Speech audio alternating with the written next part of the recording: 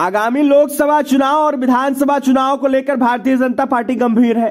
संगठन को मजबूत करने के लिए लगातार बैठक कर रही है। 2024 में बिहार की 36 लोकसभा की सीटों पर जीत का दावा करने वाले संजय जायसवाल, जो कि बिहार प्रदेश अध्यक्ष बीजेपी के, उन्होंने यह साफ कह दिया है कि इस बार अपने दम पर हम चुनाव लड़ेंगे और किसी की हमें जरूरत नहीं है। यानी कि यह साफ कर दिया है संजय जायसवाल ने कि हमें नीतीश कुमार की भी जरूरत नहीं है। क्या नीतीश कुमार और जनता दल यूनाइटेड के बगैर बीजेपी बिहार में मजबूत हो रही है? यह भी लगातार सवाल खड़ा हो रहा है। क्या नीतीश मंत्रिमंडल में शामिल आरजेडी कोटे के मंत्रियों के बयान और उनके काम की वजह से बीजेपी को फायदा हो रहा है? यह भी एक सवाल है। क्या उपचुनाव के परिणाम से उत्साहित बीजेपी लोकसभा चुनाव में 2019 का रिकॉर्ड अपने दम पर तोड़ सकती है? यह भी सवाल है। ये ऐसे सवाल है जो बिहार के राजनीतिक गलियारों के साथ जनता के मन में भी घूम रहे हैं। इस बार जो लोकसभा चुनाव होगा और विधानसभा चुनाव होगा, इसमें बीजेपी अकेले लड़ेगी। इसका कहीं ना कहीं उदाहरण संजय जायसवाल ने दे दिया। 16 से 17 जनवरी को दिल्ली स्थित भारतीय जनता पार्टी के मुख्यालय में राष्ट्रीय कार्यकारिणी की बैठक हुई।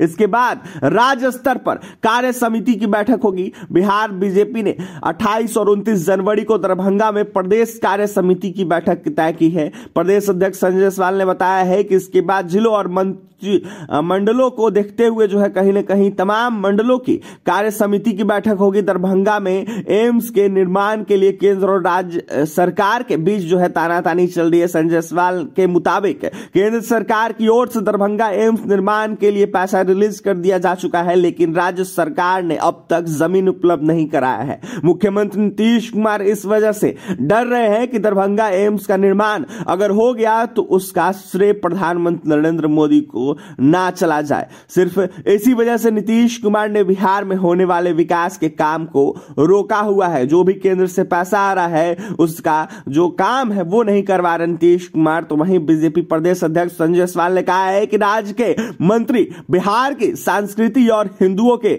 धर्म ग्रंथ का अपमान कर रहे हैं, देश की संस्कृति को बदनाम कर रहे हैं। लेकिन प्रधानमंत्री बिहार के गौरव को जानते हैं, इसलिए G20 के शिखर सम्मेलन के लिए जो है चयन किए गए देश के 56 शहरों में पटना को भी चुना गया। पटना में जब G20 देशों के जो है प्रतिनिधि यहां पहुंचेंगे तो उन्हें बिहार की कला संस्कृति से जो है परिचय होगा। तो वही इसकी वजह से पूरी दुनिया में जो है बिहार और पटना की चर्चा होगी। संजय जायसवाल की माने तो 2024 लोकसभा का चुनाव बीजेपी अपने दम पर लड़ेगी चुनाव। तो वहीं उपचुनाव में जो है कहीं ना कहीं बीजेपी को मिली जीत की जो है चर्चा राष्ट्रीय कार्यकारिणी की बैठक में भी की गई थी। बिहार में बीजेपी के बढ़ते जनाधार को देखते हुए तय किया गया है कि पार्टी अब अपने दम पर उतरेगी और 40 में से कम 36 सीट जीतकर नरेंद्र मोदी को लगातार तीसरी बार प्रधानमंत्री बनाने का काम करेगी।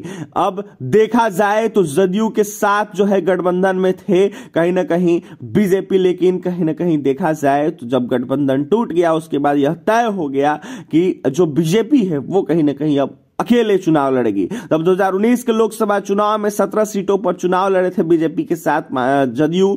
तो वहीं 100% का जो है जो स्ट्राइक रेट है वो दिया था। तो वहीं देखा जाए तो इस बार बीजेपी ज्यादा सीटों पर जो है चुनाव लड़ेगी और कम से कम 36 सीटें हासिल करेगी। तो देखने वाली बात यह होगी कि क्या कुछ होता है। लगातार संजय जायसवाल जो है वो सवाल खड़ा कर रहे हैं। तो वहीं उनका यह साफ कहना है कि इस बार जो भी चुनाव होगा इसमें हम अकेले लड़ेंगे। और भी तमाम खबरों के लिए NBC 24 के साथ बने रहें। इस वीडियो को ज्यादा से ज्यादा शेयर करें, हमारे चैनल को सब्सक्राइब करें, पेज को लाइक करें। बहुत बहुत धन्यवाद।